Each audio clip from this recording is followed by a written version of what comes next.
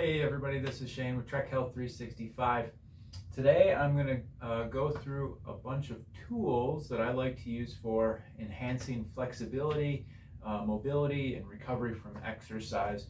I'm going to go through a bunch of different types of tools that are kind of out there and available, talk about what some of them are used for, and then give you guys some of my recommendations about if you're going to purchase a few of these, what might be the best ones to start with, or what might work best for you. So as you guys know, it's really important that we're including flexibility exercise in part of our exercise routine, whether it's doing a warm-up before your workout, static stretching at the end, or using some different tools to help enhance mobility and recovery. It's all going to play a big part in how you feel overall.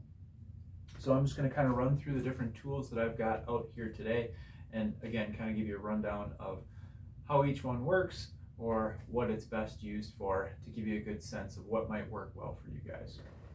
So the first thing I'm going to talk about is foam roller. And foam rollers come in lots of shapes and sizes. This is a shorter one. This one's about 14 or 15 inches long, but you've definitely seen the longer ones in the gym and other places that are more like 36 inches long. Generally, foam rollers are always about 6 inches in diameter. This one happens to be hollow. It's got a PVC core and then foam around the outside with this grid pattern on it. So this one's a little stiffer than some foam rollers. If you haven't done foam rolling before, you might want to go with one that's not as stiff. You'll see some that are a solid core, but it's a softer foam, so it's a little more forgiving when you first start out. But foam rollers are really great for working on mobility and myofascial release throughout our entire body, whether that's leg muscles or our back muscles or whatever it might be. Putting the foam roller on the floor, rolling back and forth on it to get the muscles working along with our fascia around the muscles is going to help feel better, get things moving. Really nice tool for that. So you can get foam rollers in a variety of shapes, sizes, that type of thing. I'll include a couple links in my email today so that you guys can find some good ones that might work well for you. But good tool, fairly inexpensive to have at home for doing some myofascial release stuff. The next thing that's kind of similar that I'll talk about is a rolling stick. So foam rollers, generally we have to put those on the floor and then get on top of the roller and move back and forth to be able to relieve our sore muscles. With a stick, you don't have to do that. With a stick, you've got a lot more control. You can hold it in both hands, find the muscle that you want to work on, and roll back and forth in a similar fashion to how the roller works, but this is a lot more targeted, and you can control the pressure with your hands. So I really like these. Pretty much every time I travel, especially if I'm traveling for a race or something like that, I always take these along with me. But even if you just want to loosen up some stiff muscles from sitting on a plane or any of that type of thing, or if you're going to be active when you're on vacation, they're a nice tool to take along with you. They're also a nice tool just to be able to have at home or in your office or whatever. You've got some sore muscles to kind of work through things there, and they're super inexpensive. Generally you can get these for $10. This one I think I just bought at Walmart. There are some out there that are more expensive. They come in different lengths. Sometimes you'll see them with different textures or things like that on them too, for getting into the muscles a little bit more. But really great tool to have is a rolling stick. Some other things that are good that aren't necessarily for rolling but more for pressure points or trigger points throughout the body are different types of trigger point balls. So this one, while it probably looks soft, is kind of a medium density. It's not real squishy, but it's not rock hard either. So this can be used on your back or your foot or a glute muscle or any muscle where you really feel a trigger point that needs some pressure put on it to be released. These are pretty good for that. When it comes to our feet, a lot of times the arches of our feet might hurt if we get plantar fasciitis, or if our shoes are worn or sloppy or that type of thing. And some different tools that are really good for feet are these little spiky balls. And again, these come in a variety of styles. This one's a pretty hard one, but it's got these little spikes on here. You don't want to stand on this. You're just going to put it on the floor and roll your foot back and forth to relieve some of that arch pain or heel pain that you might be having that's sometimes associated with plantar fasciitis or just general foot pain. If you don't have one of these, the other thing that works pretty well is a golf ball. Same thing, put it on the floor, roll your foot around on it. And these are easy things that, again, you can have in your office at work. If your foot's bothering you, take a shoe off, put it on the floor, and roll around while you continue to do your work for the day too. So trigger point balls for throughout the body and the feet are good tools to have as well. Another tool that I like is stretching strap, and this one is nice because it's got a variety of handles along the length of the strap. You know, this is good for doing a hamstring stretch or some quad stretches or things like that with the legs where you need to have something to reach with and get a little leverage to pull yourself into that stretch. Nice tool for that type of thing, or you can throw it over something or around something and do some different arm stretches with it as well. Again, a fairly inexpensive tool, less than $10, but kind of nice to have, whether it's at home or while you're traveling, for doing more static stretches with that. Going back to more trigger point type release is a tool called a Theracane. So these come in a couple different shapes. You'll either see the S-shaped Theracane like this, or sometimes you'll see them where it's just more of a hook-shaped Theracane. But this has hard knobs in different positions on it that are, again, for putting pressure on trigger points or doing some self-massage with it to be able to release trigger points in different sore spots.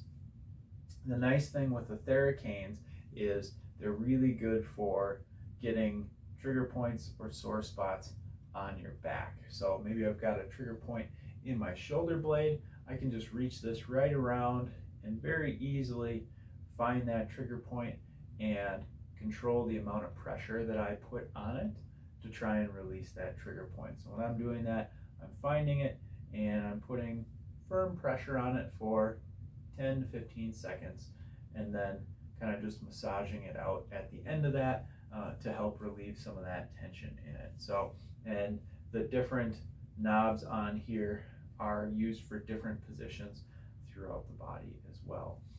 These generally run more in the $30 to $40 range, but can be kind of handy if you've got a couple spots, especially spots in your back that just continuously bug you.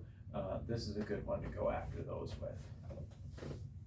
The last three tools that I'm going to show you guys are a little bit more specialty tools. They're definitely a little bit more expensive as well, but depending on what you're looking to try and address with them, sometimes they're worth the money. So the first one is another style of roller, different than our foam roller and different than our stick. This is called an R8. You may have seen these before, but basically this is a spring-loaded roller. Really is mainly intended for leg muscles, working on the quads, hamstrings, IT bands, that type of thing, but is really good for recovering those muscles and rolling those muscles. So what you do with this, it's got handles on it that pull, and again, it's spring-loaded. And if I'm using this tool on my leg, I'm going to get the rollers on either side of my leg and roll back and forth, or top and bottom. And those springs in here, even without me hanging on, put pressure right on those muscles, so I can get in there and find those spots that are really kind of sore and work through those and work some of that soreness out to help myself recover. So that's the R8. Another tool along those lines is Theragun. This is a Hypervolt Theragun.